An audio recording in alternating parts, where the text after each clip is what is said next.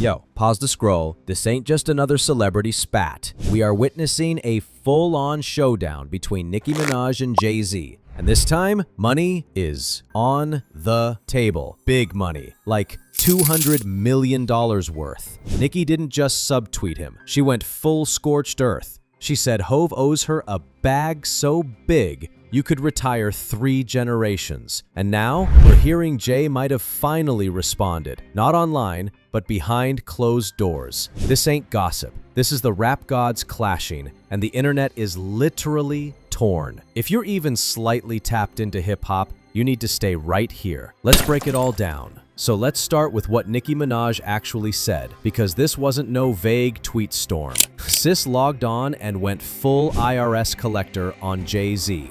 She posted, "Jay-Z, call me to settle the karmic debt. It's only collecting more interest. You still in my top 5 though. Let's get it." So off rip, she's combining spirituality and business. That's vintage Nicki. Poetic, pointed, and a little petty. Then she threw in a wild twist. She said, "Anyone still calling him Hove will answer to God for the blasphemy." Wait, what? That's like calling out the Pope for wearing white. Fans were shook, but if you know Nicki, you know she's not throwing shots without a story. So the internet went digging, and baby, we found it. This whole $200 million drama ties directly to Jay-Z's TIDAL streaming service. Remember that? Back in 2015, Jay launched TIDAL with a big ol' press conference. He lined up a bunch of major artists, Beyonce, Kanye, Rihanna, Alicia Keys, and yes, Nicki Minaj, and gave each a tiny stake in the company. It was supposed to be about artist empowerment, cutting out the middleman.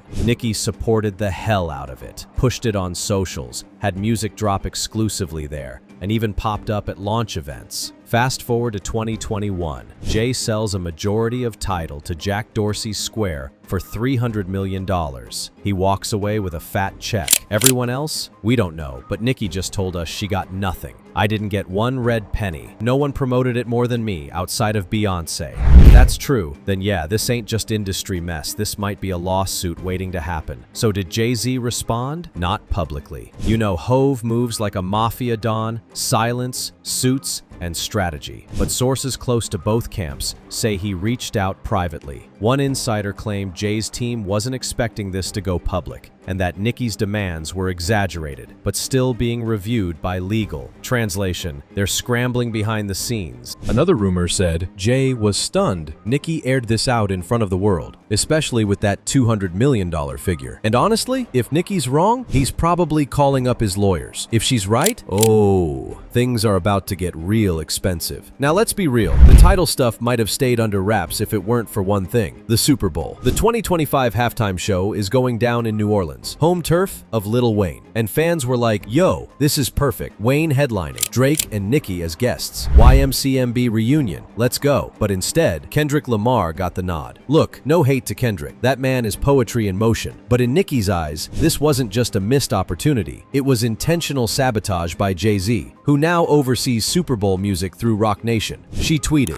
"One took a knee, the other took the bag." That's a shot at how Jay partnered with the NFL after the Kaepernick protests. She's saying Jay chose power over principle, and used that power to block her and Wayne. She sees it as another move in a long game of blackballing her crew. Now here's where Nicki gets deep in her feelings, and I get it. She's always said that Lil Wayne saved her career, discovered her, mentored her, put her on when nobody else would. So when she sees Wayne getting shut out of his city's Super Bowl, yeah, that cut deep. She said, "Wayne had Drake and I on tour with no papers signed. He changed the face of hip-hop. He deserves his flowers." She's accusing Jay-Z of punishing Wayne, not because of Wayne himself, but because of his past issues with Birdman, Cash Money's boss. So now we've got Jay-Z versus Birdman, with Wayne and Nicki caught in the middle. What started as a money beef is now looking like a decade-long turf war between two of the biggest empires in hip-hop, Roc Nation and Cash Money. Now, here's where it gets a little messier. Nicki's also throwing shade at Megan Thee Stallion, who is signed to Roc Nation. Their relationship started cool. They even dropped Hot Girl Summer together. But after Megan started blowing up, things went south. Megan collabed with Cardi B, Nicki's known rival. Then there were rumors about drinking, abortion,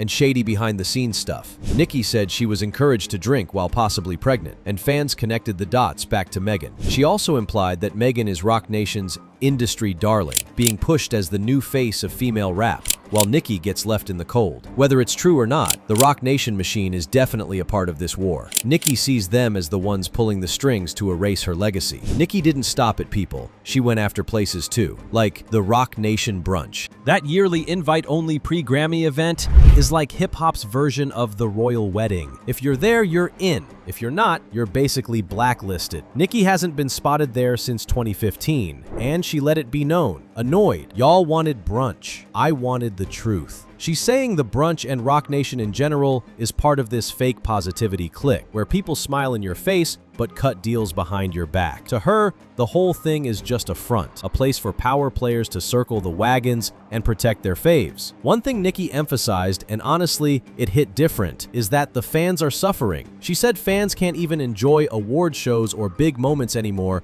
because all their favorite artists are either blacklisted or refusing to show up. She said the fans just wanted to escape their daily lives with music. Now they gotta pick sides and defend their favorite artists like it's war. She's not wrong. The drama is exhausting. And for real fans of hip-hop, it's getting harder and harder to just enjoy the music without diving into label politics and industry beef. So what happens now? Nicki's not backing down. Jay-Z hasn't said anything publicly, but his team might be gearing up behind the scenes. We could be looking at a massive lawsuit over the TIDAL payout, legal threats around defamation or breach of NDA, or maybe, and this is a long shot, a full-on public apology or settlement. But one thing's clear, this isn't just drama. This is a deeper battle over power, legacy, and who gets to control the narrative of hip-hop history. All right, before we wrap this up, we gotta talk about something that's getting zero attention in most of the headlines, and that's the shadowy players behind the scenes. Nicki didn't just come for Jay-Z and Megan. She name-dropped someone that had a lot of y'all scrambling to Google: Desiree Perez, CEO of Roc Nation. She called her the ugly, laffy taffy alien, and basically accused her of trying to replace Nicki by force. Here's what makes that spicy. Desiree isn't just a CEO. She's Jay-Z's longtime right hand, been in the picture for decades. She's handled deals, legal drama, and artist management. She's low-key, off-camera, never flashy, which is why when Nicki came at her directly,